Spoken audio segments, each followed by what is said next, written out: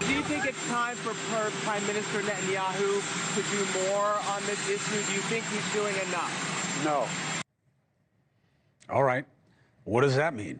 And how about what he's doing and what must still be done?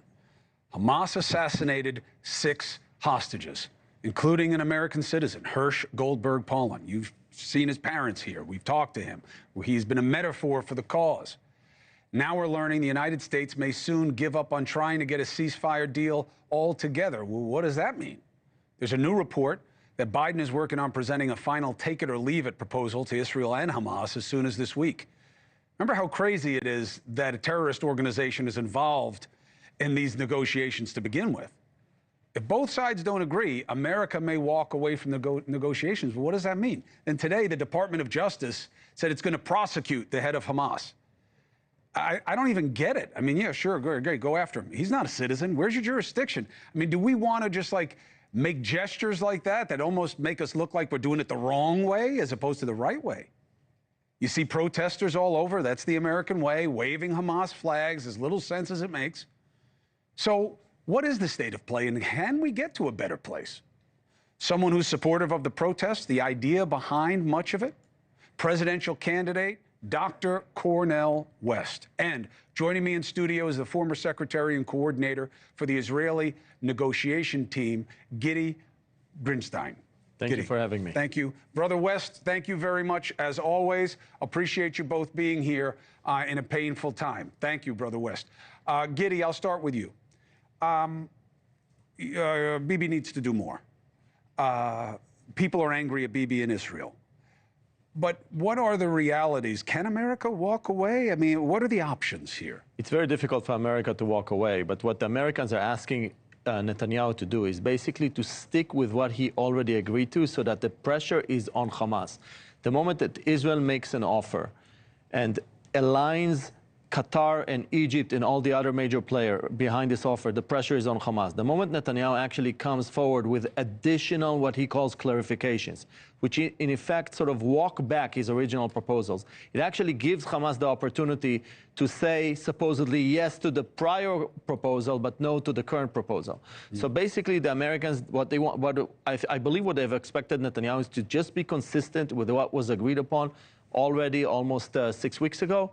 And that's the major disappointment. The other thing is that there are always suspicion, the Biden administration, that Netanyahu is simply is not ready and willing to give them the success of the ceasefire, which will unlock for them other dynamics around the region. So there's always this political consideration that may be overshadowing the decisions of Netanyahu. Well, also, Brother West, I mean, it could very much be the case that Hamas doesn't have to give what the Israelis want. We don't know that they know where the hostages are or that they are alive. We don't know that it's even a possibility. We haven't even been given proof of life of these people. Do you think that there's a fiction going on here about what could be exchanged? Very hard to say when you got two peoples who have been historically terrorized and traumatized. So the paranoia is deep, the distrust is profound. And so it's hard to have any clarity and transparency in the negotiations, let alone trust.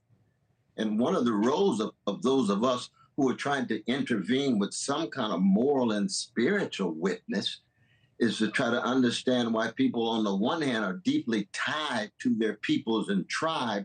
But on the other hand, if we don't get some universalism here, if we don't get an acknowledgement of the humanity in each and every one of us and recognize that a Palestinian baby has the same value as an Israeli baby, and an Israeli baby has the same value as a Palestinian baby, we're going to undergo these cycles of hatred and violence and contempt over and over and over again, and here in the context of an Israeli occupation that's been going on for 70-some years. Brother, so then how do you keep track of the humanity of folks? This is a very sad situation, though, brother.